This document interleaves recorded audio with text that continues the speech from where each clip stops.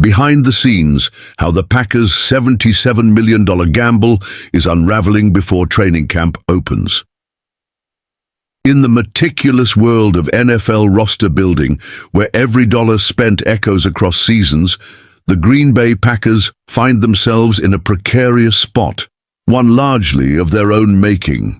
As training camp looms, a high-stakes personnel move is beginning to reveal structural cracks within the organization, the locker room, and potentially the season ahead.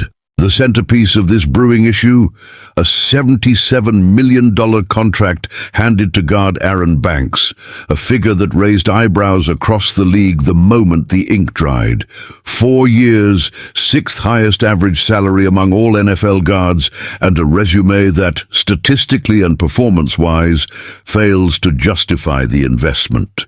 While Banks was solid in run blocking last season, ranking 38th according to Pro Football Focus, his pass-blocking grade of 74th out of 132 guards exposes the limits of his skill set.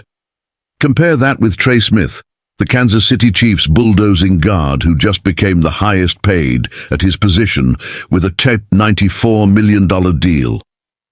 Smith has earned every penny, a cornerstone on a Super Bowl-winning offensive line, decorated with all-pro honors and Pro Bowl appearances. Banks, by contrast, lacks the accolades, production, and pedigree, a dissonance that's beginning to ripple through the Packers' off-season plans. A misstep with ripple effects. The signing triggered an immediate domino effect.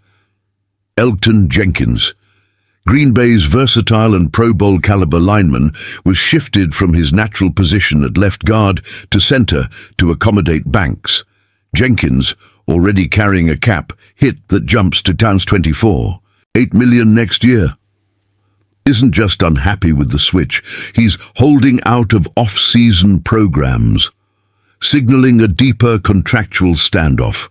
From a financial perspective, Jenkins' frustration is understandable.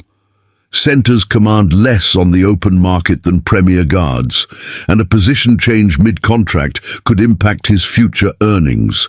The Packers now find themselves in a tough spot: appease Jenkins and compound their salary cap woes, or let tensions simmer into training camp and beyond. Depth issues and draft complications. Meanwhile, uncertainty lingers around second-round draft pick Anthony Belton, one of several rookie offensive linemen across the NFL, yet to finalize his contract.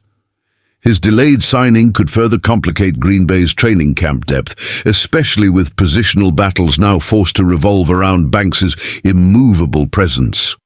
The team had alternative paths, more cost-effective, arguably more stable ones. The Chicago Bears signed center Drew Dalman in free agency for the $42 million over 3 years. Last season, Dalman graded better than Banks in both run blocking, 16th versus 55th, and pass protection, 66th versus 117th, per PFF. Green Bay could have kept Jenkins at left guard and brought in a capable center like Dalman, or looked to the draft to address the interior line without unsettling their current core. Another option: move Jenkins to center, as they did, but let Jordan Morgan and late Anthony Belton compete for the left guard spot, preserving long-term flexibility and cap sanity. Instead, by giving Banks a top-tier contract, they virtually locked him into a starting job regardless of training camp performance. Even if Morgan or Belton were to outperform him, the financial optics make it nearly impossible to bench a player earning nearly $20 million per year. Lessons from Kansas City and warnings for Green Bay. Trey Smith's new deal in Kansas City casts a long shadow. He represents the benchmark for elite guard play: durable, dynamic, and decorated.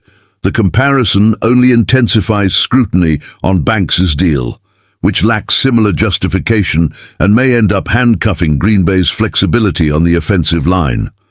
Ultimately, the Packers' situation isn't just about one contract. It's about how a single decision, especially one involving massive cap commitment, can destabilize roles, relationships, and a team's trajectory.